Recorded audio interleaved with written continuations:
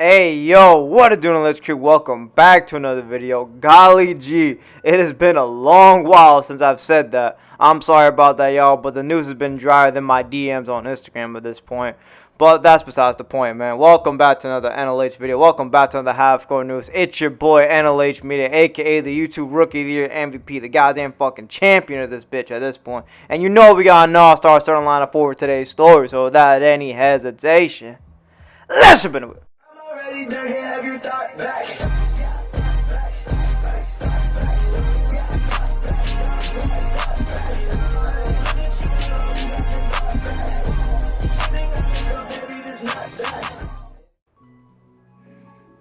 To pop things off, we're going to talk about some NBA news. Holy hell. The playoffs are about to start, but right before the playoffs start, I got two quick things to discuss, and then I'm going to discuss about something to do with the playoffs itself. So, number one, Tristan Thompson is heading over to LA to play over with LeBron once again. And I don't know, I feel like Tristan Thompson could do some damage in there. I'm not going to lie, whether he's starting or whether he's the backup. I feel like he could do some damage. He's really good on the offensive glass. A lot of people really don't understand how good Tristan Thompson was in those finals runs when he was in Cleveland. He was getting about like 3 to 4 offensive rebounds a game. He was impacting the game on the glass. He was impacting the game with this mobility and his athleticism. Sure, he's a little bit older. Sure, he's got some injuries underneath him, but I feel like he could do some damage in there still. So that's a solid acquisition by LA. Now, another thing I want to talk about is to end off the season. Rudy Gobert and Kyle Anderson get into a gentleman's squabble. They get into a knuffle-fuffle. I don't know what else to call this. They get into a fucking scrap. And they try to fight it off. I don't know what it is. Maybe Rudy Gobert is just fucking mad that they're not a higher seed. Maybe Kyle Anderson's just mad that he's slow as hell and he just doesn't get the respect he deserves in the NBA. I don't know. Only thing I know is, as much as I love to preach the peace and not the violence, I loved watching this fight. It's kind of hilarious. It's kind of funny as fuck. Can't even lie to you, bro. Now that we're past that, I'm gonna talk about the NBA playoffs. I'm going to give you my quick thoughts on who I think is going to go to the finals, what I think is going to happen in the playoffs, yada, yada, yada. So, coming out of the East, without a shadow of a doubt, I have this feeling in my gut. I feel it in my liver that it's going to be the Milwaukee Bucks or it's going to be the Boston Celtics. Shout out my homeboy Tyree being a Celtics fan. I think they got a chance to get it out of the Eastern Conference because, I mean, not going to lie, the Eastern Conference is kind of shit. Besides those two teams, Brooklyn kind of lost it. Philly, I give them a slight chance. I give them like a 20-30% chance of potentially getting to like the second round of the Eastern rounds. You feel me? Now coming out of the West is kind of like it's kind of obvious who's getting out. It's either gonna be Golden State. I don't think LA is gonna go crazy.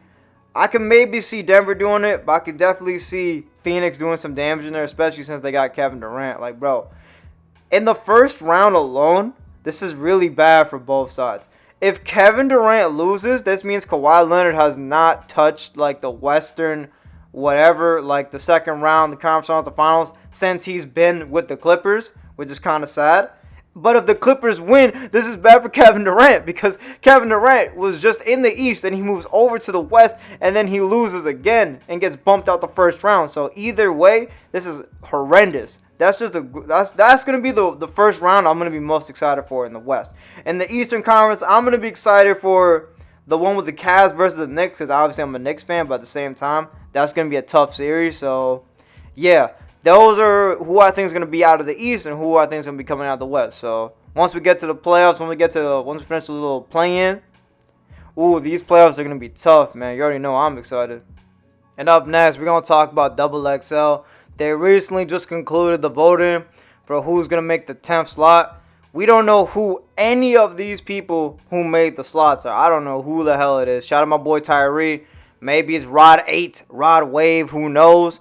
I don't know who the fuck it is. The only thing I can tell you, the only thing I do know is that here are the 3 people who I wish or think could be the front runners to have gotten that 10th spot. Just my personal opinion, my personal thoughts. So, Ice Spice, Central C, and my personal favorite, luhtyler. Ice Spice, shout out to my boy Jock MK. She's got the clout. She got that New York clout. She's been kind of buzzing for the past few months or so now, to the year or so now. She's been buzzing, so she's got that going on for. Plus, her being thick helps her out. That kind of gives her a good case. So that's for Ice Spice. Central C, I don't know. He's kind of in this mix of being underground, but not really. He's just kind of on that 50-50 shit. So I kind of see him having a slight chance. Not a crazy chance, but I don't know.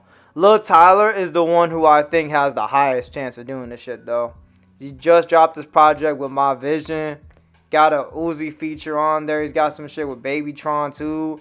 So I don't know, man. If I got to give it to anybody, I think Luhtyler should be and could be the one to have gotten that 10th slot on XXL. Only thing I know is that we gotta wait till the summer to find out who the fuck even made this shit in general. But those are my 3 picks. But Luhtyler is the one who I feel like could be the one to be potentially the 10th spot on the XXL Freshman list. But I wish everybody the best of luck, and let's see if I'm right. Maybe you guys come back to this video a few months later and see if I'm right or if I'm wrong. Let's find out. And last but not least, we got some entertainment news I can finally talk about. The last time I was able to talk about entertainment news was when Shazam dropped. And now we got some shit about the Mario movie. I already knew this movie was going to be P. Just because the excitement, just the fact that Chris Pratt's in this bitch.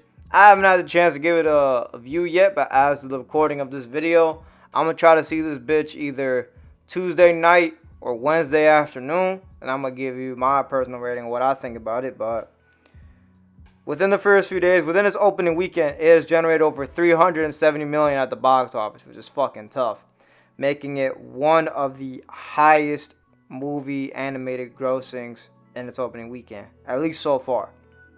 So that's valid news to hear. It's really good to see that the animated movies, they're starting to get a little bit more buzz, starting to get a little bit more recognition, some more respect, because you don't really see this with a lot of animated movies like that. I mean, the only one that makes the exception is fucking Puss in Boots, because the cat's really cooking. Shout out to my gang, Richie Rich. Shout out my bro, J612. Shout out Fusion Dance. But animated movies really don't really get that love like that. What is going to get some love is when Across the Multiverse, Across the Spider-Verse, whatever the hell it's called. I know I made a post on it, but damn. That bitch, when that bitch drops, that's going to be one of the best animated movies to close out the year. Damn, I'm slurring my words, bro. But, ooh, man. But I'm getting off topic. Long story short, the Mario movie did tough. I'm going to give it a personal view so I can give an actual opinion on it. But based on the numbers, based on how it did, it's doing pretty good. It's gonna double its projected budget. So, yeah, W Mario. And that's going to be all for another episode of Half Court News. I hope you guys enjoyed it. Make sure to like, comment, subscribe. Always helps the channel out. If y'all made it through to the end of the video, comment down below W Mario.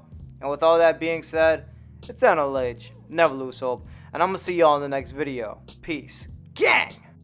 Yo, hey, they told me never lose hope. Hey, they told me never sell my soul. Hey, I'm about to roll it